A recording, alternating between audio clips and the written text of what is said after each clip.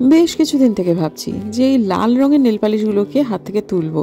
সেই যে দিনহাটা যাওয়ার সময় পড়েছিলাম, ভেবেছিলাম দিনহাটা থেকে ফেরত এসেই তুলে ফেলবো, কিন্তু দেখুন সেই 15 দিন গড়িয়ে গেল। আর খেয়ে যাওয়া নেল পালিশ দেখতে অত্যন্ত খারাপ লাগে আমার, কিন্তু সেই খাওয়া নেল পালিশই তো এতদিন ধরে রয়েছে। তো নতুন একখানা পরবো ভাবছিলাম, কিন্তু তোলার পরে মনে হলো থাক, আঙুলগুলো কদিন নেল পালিশ ছাড়াই থাক, কদিন মানে কয়েক ঘন্টা হলেও থাক। সেই জন্য আর নতুন করে কিছু চাপালাম না। রংহীনতারও তো একটা রং আছে, আমার হাতের আঙুলের নিজস্ব রং, সেটাও তো একটা রং। কয়েকদিন সেরমই থাকুক হাত দুটো। কয়েকদিন আগে আমি এটার উপর দিয়ে, অর্থাৎ এই চাতালটার মধ্যে দিয়ে দুজন মদ্যপ মানুষকে হাঁটতে দেখেছিলাম। সেটা ব্লগে বলাতে স্থানীয় একজন আমাকে একদিন দেখা হলো রাস্তায়। তো সে বলল যে আসলে সে এখানে কাজ চলছে, এখানকার লেবাররাই এখানে কোথাও একটা যেন রয়েছে, কিছু পরিযায়ী লেবার রয়েছে, তাদের মধ্যেই বোধহয় কেউ একটা এরকম কাণ্ড করছিল। আমি যেন ভয় না পাই, সেই জন্যই তিনি সেটা আমাকে জানালেন আর কি, যে আমি যেন ভয় না পাই। তো এই জায়গাটা সুন্দর করছে এরা, সম্ভবত এখানে একটা কিছু ভালো দেখনসই কিছু একটা হবে। আর যখন সারাই করছে এবং সেটা সরকার থেকে, তাহলে এতদিন ধরে যে এটা বেশ কিছু জায়গা অব্যবহার্য হয়ে পড়েছিল, এতখানা জায়গা, মানে দুটো একটা গোডাউন হয়তো ব্যবহার হতো, বাকিগুলো কিন্তু সেরকম অর্থে খুব একটা, ওদিকেরগুলো কী ছিল জানি না, এই দিকে কয়েকটা ব্যবহার হতো, এইগুলোর মধ্যে বেশিরভাগই কিন্তু অব্যবহার্য ছিল। কেবলমাত্র নীল রং করাটা ব্যবহার হতো, তো সেগুলো এবার পুরোদমে ব্যবহার হবে। এবং একটা গোডাউন যখন পুরোপুরি অ্যাক্টিভ হয়ে যাবে, লোকের আনাগোনা বাড়বে, ব্যাপারটা ভালো। তলা দিয়েও নিচ দিয়েও কাজ হচ্ছে, এখানে প্রচুর গাছপালা আগাছা জন্মে গেছিলো, সেগুলো সমস্ত কিছু ক্লিয়ার করা হচ্ছে, রাস্তাটা ঠিকঠাক হচ্ছে। সকালবেলা থেকে উঠে পিচের গন্ধে মানে নাক জ্বলে যাচ্ছিলো, এখনও দেখুন ওখানে পিচ হচ্ছে, ওই যে তার মানে এই রাস্তাটা ভালো করে করছে আর কি, এই যে সামনের যে রাস্তাটা সেটা ভালো করে করছে, মানে অনেক কিছুই হচ্ছে, ভাঙাচোরা যা হচ্ছে সেটা ভালোই হচ্ছে। নমস্কার বন্ধুরা, আমার নতুন ব্লগে আপনাদের সবাইকে স্বাগত জানাই। আশা করছি সবাই ভালো আছেন যে যেখানে আছেন। আমি যে চাদরটা পরেছি, এই চাদরটা আমাকে আমার বিয়েতে উপহার দিয়েছিলেন আমাদের দিনহাটা গার্লস হাই স্কুলের একদা হেডমিস্ট্রেস বড়দিদিমণি মুকুল দিদিমণি। মুকুল দিদিমণিদের বাড়ি আমাদের বাড়ির ঠিক উল্টো দিকটায়। দিদিমণির আমার বিয়ের সময় যথেষ্ট বয়স হয়ে গিয়েছিল, তো সেই জন্য উনি আমার বিয়েতে যেতে পারেননি। আর সেই দিন আরও বিয়ে ছিল, ওই ইমন্দিরা আর একটা বিয়েতে গিয়েছিল, যার ফলে আমি যখন দিরাগমনে গেছি তখন দিদিমণি আমাদের বাড়িতে দেখা করতে এসেছিলো। এসে বললো, ঝিনুক এই নে তোর জন্য এটা কিনেছি, তুই এটা পড়িস। তো তারপর মুকুল দিদিমণি এখন আর নেই, কিন্তু যখন এটা গায়ে দিই আমার বড় দিদিমণির কথা মনে পড়ে। কি ভয় পেতাম মুকুল দিদিমণিকে স্কুলে, এগুলো যখন চিৎকার করতো, মানে মনে হতো যেন মানে থরঘড়ি কম্পমান হয়ে গেলাম। সে এ প্রান্ত থেকে ও প্রান্ত অব্দি দিদিমণির গলা শোনা যেত, এত জোরে চিৎকার করতে পারতেন। আর তখন স্কুলটা এত ভালো চলতো দিদিমণির ভয়ে, মানে যে কোনো স্কুলের হেড যদি ভালো হয় সে স্কুল সত্যিই ভালো হয়। তারপরে সেই দিদিমণির সঙ্গে না আবার বাইরের যে দিদিমণি, তার কোনো মিল নেই, তিনি কি নরম কি সরম, অথচ স্কুলে দণ্ডপ্রতা হয়ে যেতেন আর কি মুকুল দিদিমণি। তো ইমন্দি তো আমার ব্লগ দেখো নিশ্চয়ই, মানে মুকুল দিদিমণির মেয়ে। দেখো এটা আমাকে বড় দিদিমণি দিয়েছিল, তোমারও হয়তো বা মনে নেই, কিন্তু দেখো এটা আমাকে বড় দিদিমণি দিয়েছিল। সেই তখন থেকে এটা খুব যত্ন করে রেখে দিয়েছি, কখনো কখনো পড়ি।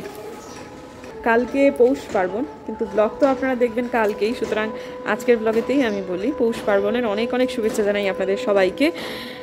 সবারই পিঠেপুলি উৎসব খুব আনন্দে কাটুক। আমাদের পিঠেপুলি উৎসব সংক্ষেপ হতে হতে হতে এখন ছোটো হয়ে গেছে। আমার শ্বশুরমশাই ডায়াবেটিক হয়ে গেছেন। আমার শাশুড়িমা, যেহেতু আমার শ্বশুরমশাই বড্ড ভালোবাসতেন পিঠেপুলি খেতে, আমার ননদও মিষ্টি খেতে খুব ভালোবাসে, ছেলে তো বাসেই, যার ফলে বাড়ির লোকগুলো এত খেতে ভালোবাসে। তিনি ডায়াবেটিক হলেও তিনি খুব আনন্দের সাথে বিবিধ রকম পিঠে করতেন। তো সেসব দিন তো আর কি বলবো, আর এখন নেই। আমার শ্বশুরমশাই কিছুদিন হলো ডায়াবেটিক হয়ে গেছেন। কোভিডের পরেও উনি ডায়াবেটিক হয়েছিলেন, ওই স্টেরয়েড ইঞ্জেকশন দিতেন হসপিটালে অল্টারনেট দিনে, তারপরে শরীর রিয়াক্ট করেছিল, প্রেশারটা অদ্ভুতভাবে মানে বাগে থাকছিল না, কখনো হুট করে বেড়ে যাচ্ছিলো, কখনো কমে যাচ্ছিলো। তারপরে যে নয়নতারা পাতা খেয়ে নিয়মিত জীবনযাপনটা খুব ব্যালেন্স ছিল না সেই সময়টা, তিনি সেটাকে নিয়ন্ত্রণ করে ফেলেছিলেন, কিন্তু শেষ কিছুদিন হলো একদমই আর ডায়াবেটিসটা কন্ট্রোলে আসছে না। মানে খুব বেশি একটা নেই, কিন্তু নয়নতারা পাতাটা খেয়েও আর ঠিক হচ্ছে না। এদিকে যে লেভেলে আছে ডায়াবেটিসটা, মানে শর্করার ভাগ রক্তে যতটুকু থাকলে মানুষকে শর্করা রোগী বলবে, আমার শ্বশুরমশাই ঠিক ততটাই, মানে বর্ডার লাইনের থেকে সামান্য একটু উপরে। তো ডাক্তাররা বলেছে যে সত্যতা এই এতে আর আপনাকে খেতে হবে না, যা বয়স হয়েছে, ওষুধ আর খেয়ে কাজ নেই, আপনি হাঁটুন, খাওয়া দাওয়া কন্ট্রোল করুন। তো খাওয়া দাওয়াটা উনি খুবই কন্ট্রোল করছেন, যার ফলে ডায়াবেটিক হলেও সেটা কিন্তু খুব একটা চচ্চর করে ওপরের দিকে বারবার উঠে যাচ্ছে সেরকমটা নয়। তো এখন তিনি যখন নিয়ন্ত্রণে রেখেছেন এবং মিষ্টি খেতে এত ভালোবাসেন, ওনার সামনে না এসবগুলো করতে বড় খারাপ লাগবে, কিন্তু বুমবাদা খেতে চাইছে, যার ফলে কিছুটা তো করতে হবেই। আমি তো খাবোই না, আলপনা দিয়েও কম খাবে, টুকুর হয়তো একটা দুটো, কিন্তু বুমবাদা খাবে, তার জন্যই একটু কিনতে যাব। এবারে আমাদের একটা নারকেলও নেই গাছে, এবারে আমাদের নারকেলও কিনতে হবে, তবে একটা নারকেল কিনতে হবে। আমার শ্বশুরমশাই কী পরিমাণ পিঠে পুলি খেতে ভালোবাসতেন শুনুন। সেটা 2013-14 সাল, সেই সময়টাতে আমার মনে আছে পিঠেপুলি উৎসব কেটে যাওয়ার পরে আমাদের শ্বশুরমশাইয়ের বোধহয় মন ভরেনি খেয়ে, তাই উনি আমার শাশুড়িমাকে বলেছেন তুমি পাটিসাপটাটা আর একদিন একটুখানি বানিও। আমার শাশুড়িমা আর আমি আলপনাদি তিনজনে মিলে মানে পিঠেপুলি কেটে যাওয়ার পর ঠান্ডা তখনও আছে, বুমবাদার তখনও কলেজ খোলেনি, এরকম একটা অবস্থা। এরকম একটা সময়ে আমরা আবার একদিন ওই পাটিসাপটা মতো বানালাম। বিরাট বড় বড় কাঁসার থালা, 2টো থালা ভর্তি করে কমপক্ষে 30 থেকে 40টা পিঠে আলপনাদি যাওয়ার পরেও আমি আর আমার শাশুড়িমা মিলে বানালাম। বুঝতে পারছেন, রাত করে পর্যন্ত হলো কাজটা। মানে ডিনার টিনার সব মিটে যাওয়ার পরে আমরা ওটা কাজটা করতে নিয়েছিলাম। তো গরম গরম জিনিস কি আর ফ্রিজে ভরা হবে, সেজন্য বড় বড় গামলা ঢাকা দিয়ে চাপা দিয়ে তারপরেতে যাওয়া হলো আর কি শুতে। সকালবেলাতে উঠে দেখছি প্রচণ্ড চিৎকার, আমার শাশুড়ি মায়ের গলা, আমার শ্বশুর মশাইয়ের গলা। অত বড় 2 থালা পিঠের মধ্যে পড়ে রয়েছে 5 থেকে 6টা, বাকি সব আমার শ্বশুরমশাই উঠেছেন, 2টো করে খেয়েছেন, আবার শুয়েছেন। মানে এত ভালো লেগেছে যে উনি কন্ট্রোল করতে পারেননি, সারা রাতে প্রায় বেশিরভাগটাই তিনি সাবার করে ফেলেছেন। আজ থেকে 10 বছর আগে, মানে তখনও তার বয়স 73-74, মানে তিনি অল্প বয়সী মোটেই না। তারপরে শাশুড়িমা খুব রাগারাগি করলেন, হ্যাঁ নাতনিটার কথাও অন্তত একবার ভাবলে না, হ্যাঁ তোমার ভালো লাগে মানে আর কেউ খাবে না, এইসব না। শ্বশুরমশাই নিজেকে ডিফেন্ড করেই যাচ্ছেন। যাই হোক, তারপরে অবশ্য ওনার মন টন খুব খারাপ হয়েছিল, কী যে করে ফেললাম, কিন্তু তারপরেও কিন্তু ওনার যে শারীরিক কোনো অসুবিধা হয়েছিল তা নয়, কিন্তু দিব্যি তারপর ঠিকই ছিলেন, হজমেরও কোনো সমস্যা হয়নি। মানে উনি খেতে, মিষ্টি খেতে এতটাই ভালোবাসেন। কিন্তু ওই যে সেই একই কথা যে হয়ে গেছে, এখন তিনি নিয়ন্ত্রণে রেখেছেন। এই মানুষটির সামনে খারাপ লাগবে আমাদের, কিন্তু তবুও সামান্য কিছু লৌকিকতার জন্য একটু করব। আর ওনাকে আমি অফারও করব যে একটা খেয়ে দেখুন, যদি খেতে চান তো দেবো, না হলে দেবো না, এই আর কি। আর ভর্তি জামা কাপড় ছিল, সেগুলো সবই বেশিরভাগই শুকিয়ে গেছে। এখন যেটুকু মানে সামান্য একটু আছে সেগুলো এই যেখানে একটা তারে দিয়ে দিলাম, এখন পুরো ছাদটা খালি। সন্ধে লেগে গেল বেরোতে বেরোতে, শরীরটা অতটা জুত নেই কয়েকদিন হলো। ঠিক কি হয়েছে বোঝাতে পারবো না, তবে ভালো লাগছে না শরীরটা, খুব বেশি ক্লান্ত লাগছে। মাঝের কটা দিন দুপুরবেলায় শোয়াটাকে পুরোপুরি বর্জন করেছিলাম, কিন্তু এখন দুপুরে খাওয়ার পর ঘন্টাখানেক একটু না শুলে কেমন যেন একটা লাগছে। এই শুতে গেলেই শীতের সময় হয়ে যায় মুশকিল, লেপ থেকে এই বেরোচ্ছি সেই বেরোচ্ছি করতে করতে দেরি হয়ে যায়, যার ফলে সেই বেরোতেই হয়ে গেল সন্ধে। এবং এখন মাঝে মাঝে মনে হয় যে গরমের দিনটা ফেরত এলেই হয়, কারণ এই সময়টা রীতিমতো তাহলে আলো থাকবে। এই যে ভিডিওটা এডিট করতে গিয়ে ক্লিপিংগুলোকে দেখছি, আর কীরকম যেন একটা রাত্রির ফিলিং হচ্ছে, অথচ এখন বাজে জাস্ট 5:30। তো যাই হোক, বেরোলাম, সুভাষপল্লী বাজার যাব। হাতে স্মার্ট ওয়াচ পরেছি, একটু হেঁটে হেঁটেই যাব। এখান থেকে সুভাষপল্লী, আমাদের বাড়ি থেকে সুভাষপল্লী বাজারের দূরত্ব 1.4 কিলোমিটার। তো সেটা হাঁটা এবং যাতায়াত দুটো যদি হেঁটে নিতে পারি তাহলে মন্দ হাঁটা হলো না, কিন্তু বাস্তবে সেটা হয়নি। ফেরার সময় আমি হাঁটিনি, একজন রিক্সাওয়ালা ভদ্রলোকের অনুরোধেই রিক্সায় চড়েছিলাম। তো সুভাষপল্লী দিয়ে যেতে গেলে আমাদের এই লোকনাথ মন্দিরটি পড়ে, কিন্তু ঢুকতে গিয়েও ঢুকলাম না, কারণ জুতোটা খুলতে হবে। আর মানে আমার যে জুতোটা এখন আমি পরে আছি না, সে মানে পাম্পশুটা হাত না লাগিয়ে না পরা যায় না। তো এরা জাস্ট সামনে এখন প্রচুর জল লাগিয়েছে, আর যেহেতু কালকে মকর সংক্রান্তি সেহেতু নতুন করে আলপনা দেওয়া হয়েছে, কিন্তু ঠাকুরকে একটু প্রণাম না করলে কীরকম একটা লাগছে। তো এখান থেকেই বাবার মুখটা দেখা যাচ্ছে, এবং এই মন্দিরের চাতালে একটু হাত দিয়ে মাথাটা ঠেকিয়ে নিই, তারপরে মকর সংক্রান্তির বাজার করতে যাই।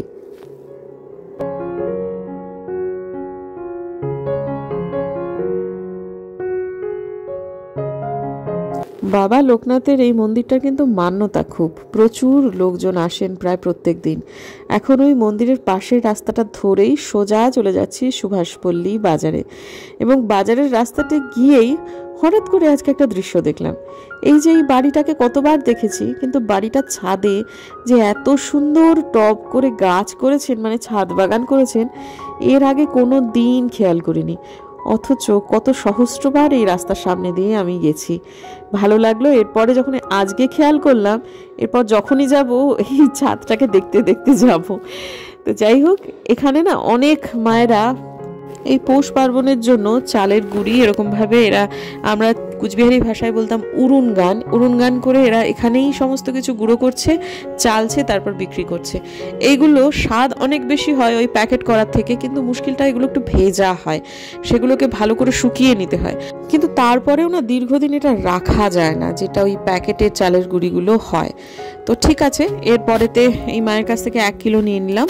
তারপর একটু দোকান বাজার করলাম, নারকেল কিনলাম। নারকেলটা অনেকটা বড় কিনেছি, নারকেলটা হয়ে গেছিলো প্রচণ্ড ভারী। আর এই জায়গাটা জুড়ে একদম এই পুরো সুভাষপল্লীর যে ব্রিজটা, এটা জুড়ে বসে আছেন এনারা, সব গ্রাম থেকে সব এসেছেন। আর এই হচ্ছে একজন কাকু, যিনি একটু অন্ধকারের মধ্যে দাঁড়িয়েছিলেন। আমার শ্বশুরমশাই খুব পছন্দ করেন এনাকে। এনার নাম হচ্ছে মজিদুর। ইনি আমাকে বললেন, বৌমা যাবা নাকি? তারপর দেখলাম অন্ধকারের মধ্যে দাঁড়িয়েছিলেন, দেখতেও পাইনি। রিক্সাটা ভাঙায় না, নিজের রিক্সা কিন্তু এটা, হ্যাঁ, কিন্তু একটু ভাঙাচোরা হলেও মানুষটা ভালো। আর এই মজিদ কাকু হচ্ছে এমন একজন মুসলিম রিক্সা চালক যিনি গরমকালে ধুতি পাঞ্জাবি পরেন। আমার খুব ভালো লাগে ভদ্রলোককে, কিন্তু আজকে আর ধুতি পাঞ্জাবি পরেননি। জিজ্ঞেস করলাম, কাকু ধুতি পরেননি? বলে, মা এত ঠান্ডায় কি ধুতি পরা যায়? তা তো ঠিক। তো যাই হোক, আজকে প্যান্ট এবং জ্যাকেট পরেছেন, ভালোই লাগছে। বাগড়াকোটের দীর্ঘদিনের বাসিন্দা। যখন যৌবন ছিল তখন আমার শ্বশুরমশাই অনেক কাজ করে দিতেন। তখন আমাদের অবশ্য ওই একটা ল্যাব ছিল, সেবায়ন প্যাথোলজিক্যাল ল্যাব। তখন আমার শ্বশুরমশাই বলতেন যে এই মজিদুরকে দিয়ে নাকি অনেক কাজ উনি করিয়ে নিতেন। এখন আর সেই দিন নেই। যাই হোক, কাকু এখনো রিক্সা চালাচ্ছেন এবং সুস্থ আছেন। 275 টাকায় এবার 2024-এর পিঠেপুলির বাজার শেষ। 80 টাকার চালের গুঁড়ি 1 কিলো, 50 টাকার নারকেল, 145 টাকার মুদিখানা, ব্যাস। দুধ আর গুড় বাড়িতে আগে থেকেই আছে, সুতরাং সেগুলো আর কিনতে হয়নি। 275 টাকায় শেষ। শিলিগুড়ি কাঞ্চনজঙ্ঘা স্টেডিয়ামে সরস মেলা হচ্ছে। আজকে টুপুরকে বলেছিলাম, মা একটু যাবি, কারণ সবাই খুব ভালো রিভিউ দিচ্ছে। হস্তশিল্প মেলা শিলিগুড়িতে যেটা হয় সেটা তো এখন সেই বিশ্ব বাংলা হাট মেডিকেল ওইখানটা, মানে নর্থ বেঙ্গল মেডিকেল কলেজ যেখানটা, তার আগ দিয়ে, মানে নৌকাঘাটের কাছে পৌঁছে গেছে। ওখান থেকে আমাদের বাড়ি থেকে যাওয়াটা না খুব মুশকিল, ওই অটো নিয়ে যেতে হবে, সেটাও একটু ঝামেলার আর কি। সবসময় ওই দিকটায় পাওয়াও যায় না অটো, ওই গাড়ি নিয়ে গেলে সুবিধে হয়। আর খুব একটা ভালো লাগেও নি, আমি কয়েকবার গেছি তো ওখানে। এখনও কিন্তু ওই হস্তশিল্প মেলা ওখানেই হচ্ছে। তো এখানে আর একটা হস্তশিল্প মেলা হচ্ছে, যেটা সরস মেলা। আর কাঞ্চনজঙ্ঘা স্টেডিয়ামেতেই আগে তো হস্তশিল্প মেলাটা হতো, কি ভিড় হতো ওখানে। ততটা ভিড় হয় না ওই বিশ্ব বাংলা হাটে, কিন্তু এখানে সরস মেলাতে প্রচণ্ড ভিড়। আজকে রবিবার, টুপুর যেতে রাজি হলো। আর টুপুরকে নিয়ে সন্ধ্যেবেলায় যাচ্ছি, একটু চুটুর পুটুর না খাওয়ালে হয়, তাই ইন্স বেকারিতে প্রথমে ঢুকে পড়লাম। তো আমি নিলাম চিনি ছাড়া ইলাইচি চা, যেটাকে বলে এলাচ দেওয়া চা। পাশে চিনিটা দিয়ে দিয়েছে, যদি দরকার হয় তাহলে যেন অ্যাড করে নিই। আর টুপুর নিল হচ্ছে প্রথমে ডোনাট, তারপর একটা চিজ কেক। ডোনাটটা খুবই ভালো ছিল, কিন্তু চিজ কেকটা খেতে পারলো না আর কি। যাই হোক, সেটা হয়তো বা টুপুরের স্বাদ গ্রন্থি সেরকম বলছে, অন্যদের হয়তো বা ভালো লাগতেও পারে, কিন্তু যাই হোক খেতে পারলো না। 2 কামড় খেয়ে পুরোটাই ফেলে দিতে হলো। তো ঠিক আছে। আর মেলার খাবারও খাওয়াই যেত, কিন্তু মেলাতে না প্রচণ্ড ভিড় হয়, সেজন্য ওই স্টলগুলোতে মানে এত গুতোগুতি পড়ে। আর টুপুরের একটু মিষ্টি খেতে ইচ্ছা হচ্ছিল, সেজন্য ইন্স বেকারিতেই ঢুকলাম। খিদেও পেয়েছে চুটুর পুটুর এই সময়টায় সন্ধ্যাবেলার। তো যাই হোক, তারপর সেখান থেকে বেরিয়ে গেলাম সরস মেলায়। এটাও একটা হস্তশিল্প মেলাই, তবে আসল হস্তশিল্প মেলা যেটার নাম হতো হস্তশিল্প মেলা, তাতে জমজমাট ব্যাপারটা আরেকটু বেশি হতো। তবে এগুলোতেও মন্দ হয়নি, বিভিন্ন জেলা থেকে স্টল এসেছে, একটা কেরালা থেকেও স্টল এসেছে। তারা কেবলমাত্র শাড়ি বিক্রি করছে এবং সেই শাড়িগুলো সত্যি সত্যি খুবই ভালো। প্রথম স্টলটাতে তেমন কিছু নেই, এখানে কিছু স্ট্যাচু রাখা আছে এবং কোন স্টলে কি পাওয়া যাবে একটা ফর্দ এরা মোটামুটি আপনাকে দিয়ে দেবে। সেখান থেকে বেরিয়েই মাটিতে বসে যে স্টলটা, সেটা আমার খুব পছন্দ হলো। এটা কোথায় ভালো লাগবে বলতো? যে আমাদের ঢোকার মুখে যেখানে দাদু চেয়ারটা রেখেছে, আর অপোজিটে যে রয়েছে না, ওখানে এরকম একটা রেখে দেওয়া যায়।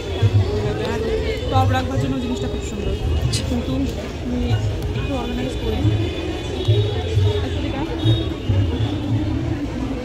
এরকমভাবে ফুল সাজিয়ে রাখলে এটা খুব শুভ মানানো হয়।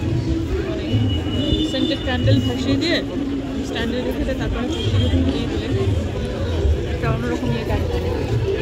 এই পট্টচিত্রের জিনিসপত্রগুলো ভালো, তবে স্টলটা ছোট এবং এদের ব্যবহার অত্যন্ত খারাপ।